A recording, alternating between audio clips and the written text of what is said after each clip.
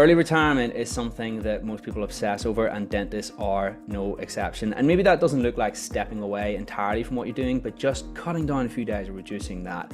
I have sat in front of me a gentleman who has that conversation regularly with his clients. His name is Mr. Anik Sharma.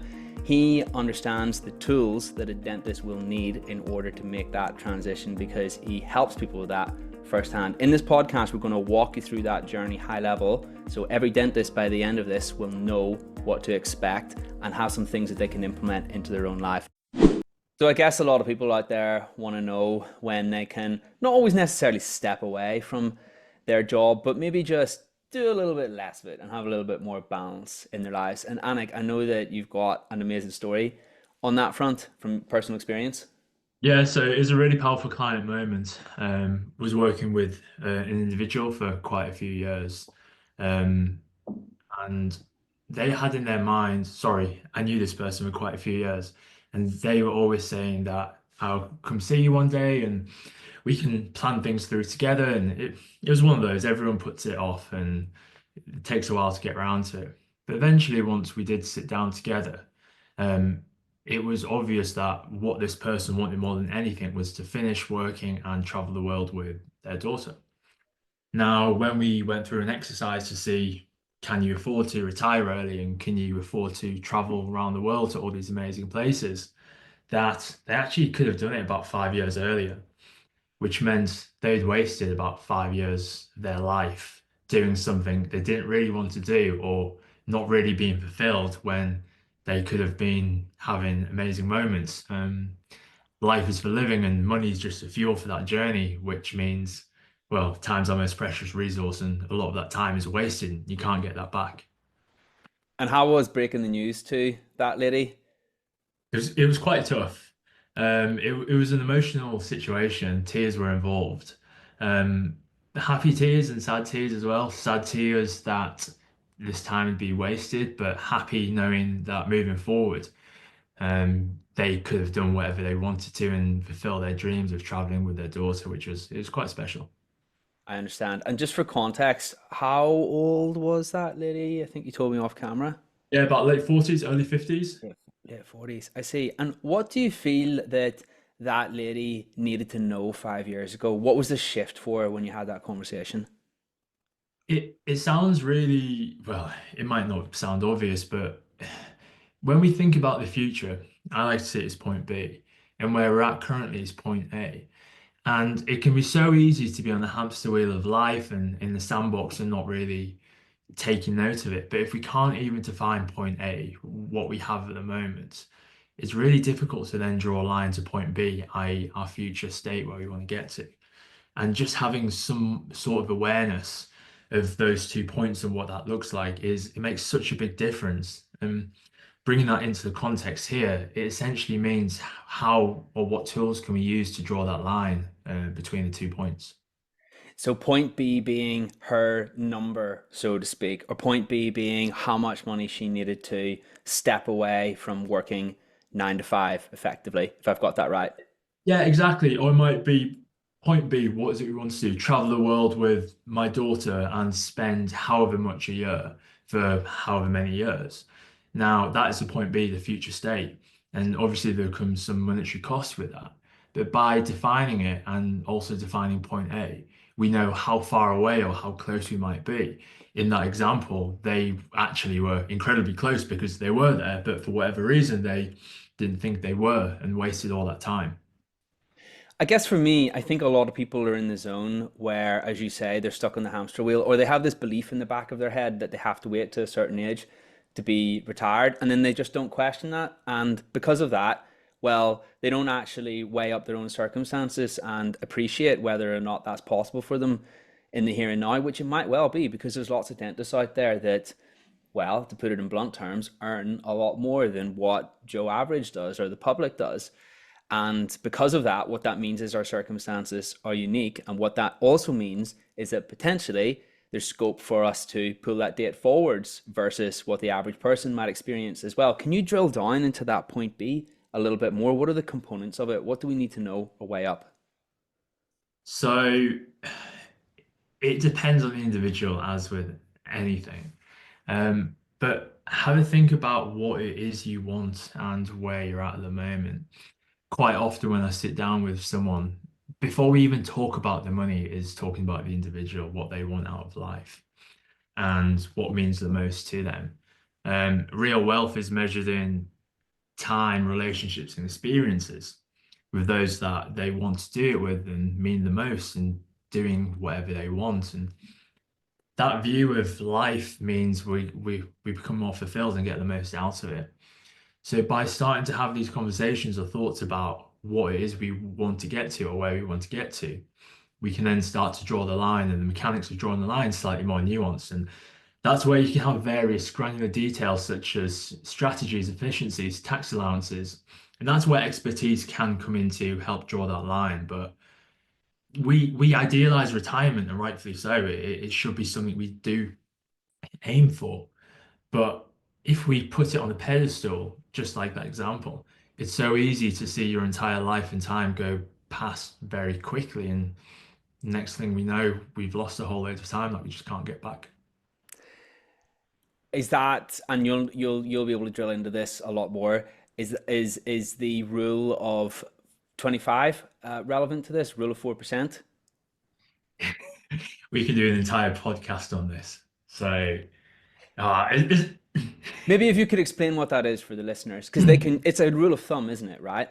is. So there is some literature out there that suggests a 4% withdrawal rate is what we deem a safe rate. So in order to calculate that, what we essentially do is take our expenditure and times it by 25 to arrive at a number. And that, broadly speaking, will give us a 4% per year amount we can withdraw, whilst hopefully not depleting the capital.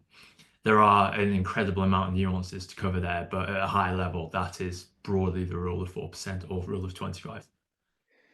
Yeah, I really like that from the point of view, like all rules of thumbs, there's generally more nuance to it. I really like that from the point of view, it's a back of a napkin calculation as to whether or not if you're in the right ballpark to be able to consider whether or not there's an opportunity there for you to reduce how many hours you're working.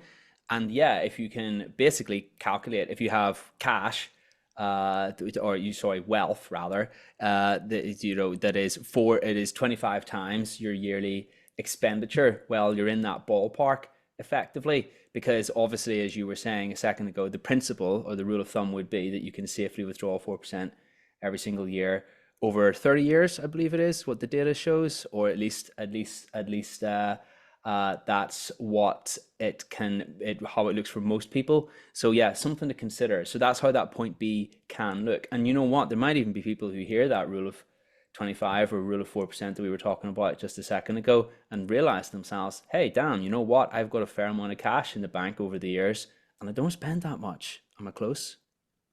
Yeah, absolutely. The difficulty there is it's a linear assumption. So we're doing a calculation now and assuming it remains static.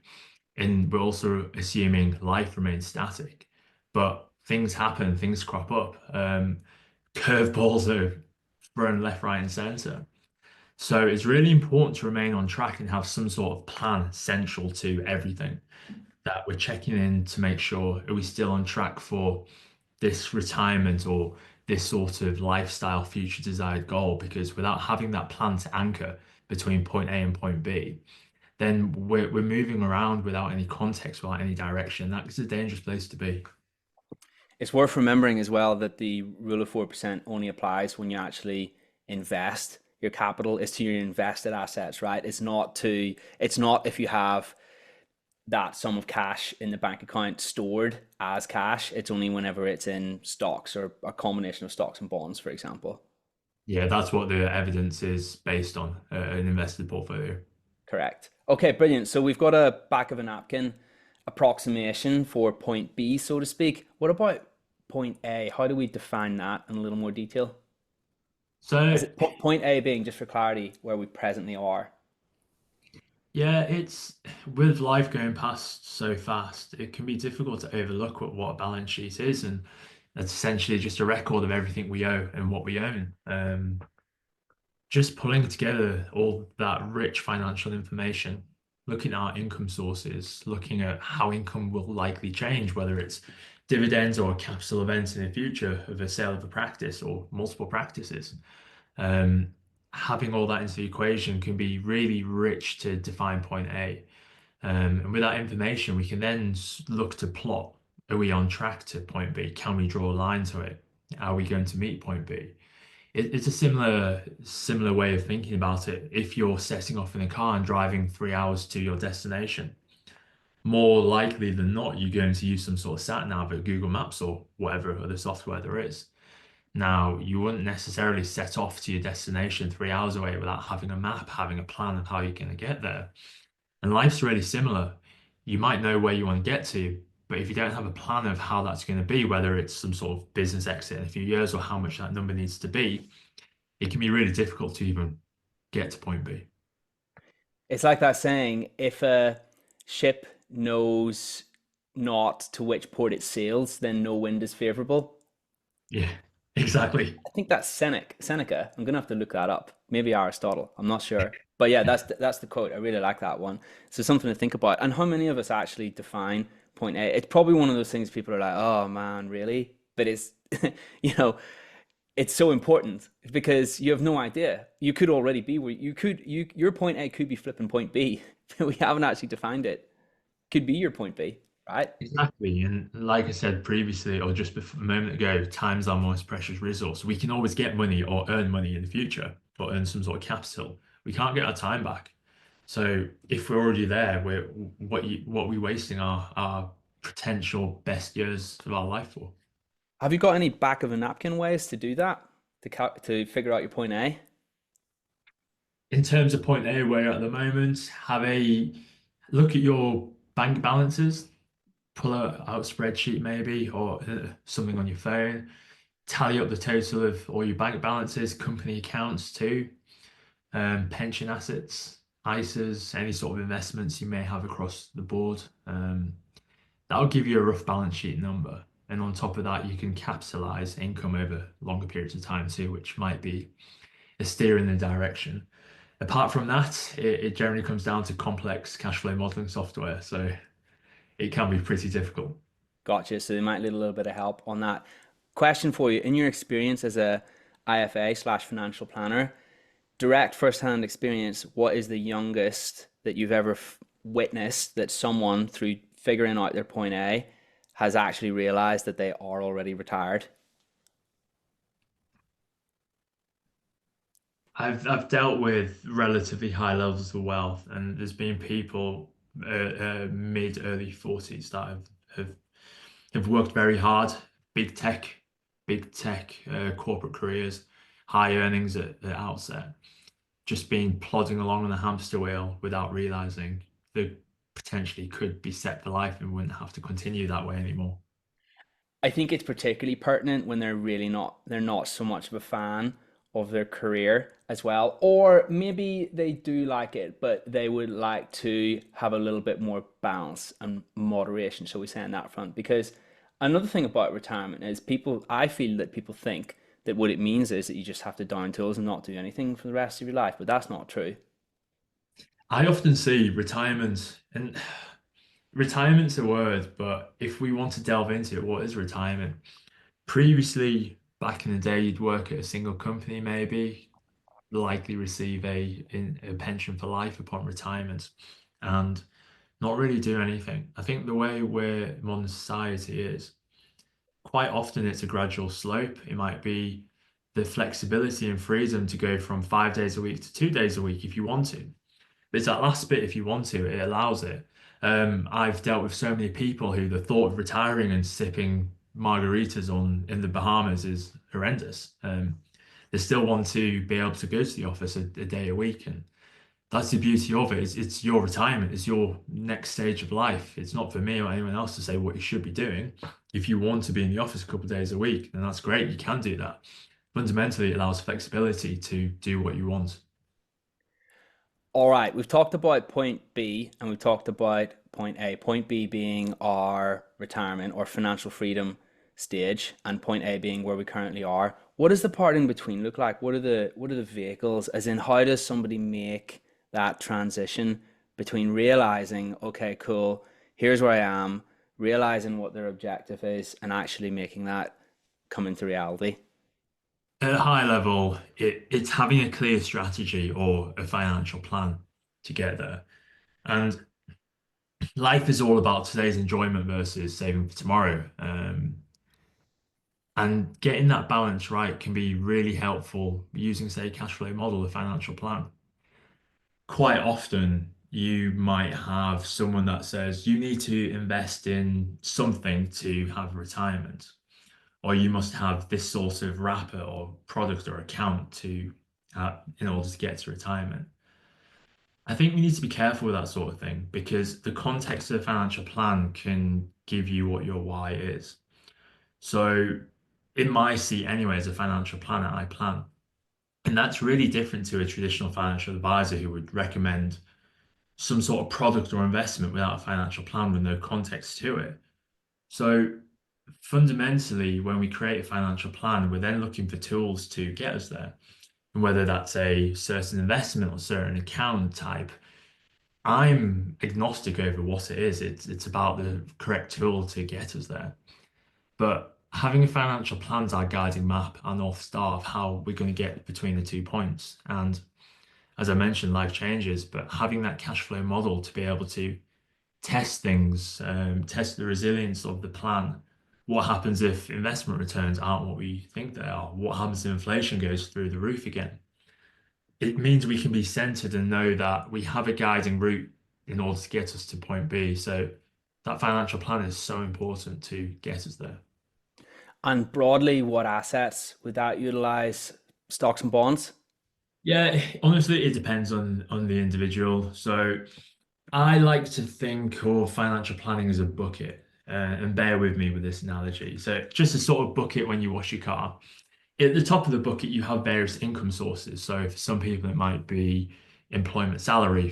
For your listeners, dividends, largely a bit of salary from earnings or whatever it might be. And as this income comes in, we can then accumulate assets within it. So it might be various wrappers, investments, stocks, bonds, ISAs, pensions, whatever it could be. Now, at the bottom of the bucket, it's a bit of a rubbish bucket. We have various taps, and that's to fund our lifestyle. So essentially, when we think of a financial plan, there are only a few levers. Either more comes into the bucket, so we earn more. What's in the bucket, i.e., our assets have to work harder. And that comes into a conversation of what sort of asset allocation do we want? Or what perceived risk do we want to take to get a certain expected return? And at the bottom, we have expenditure to meet our lifestyle, essentially. And as we go through life, what sort of taps or holes in the bucket will change because if you're in your mid 20s compared to your late 70s, your expenditure profile is going to be completely different. Amazing. So it really does vary. Yeah, absolutely. Because the traditional route is, I mean, a traditional IFA or FA would stick to a combination of stocks and bonds, but you're more about seeing things holistically, right? 100%. And it's difficult because philosophically, I probably get quite annoyed that let's say you as an individual go to see a traditional IFA. Said IFA will likely say, James, you must invest in X or you must open this account with me.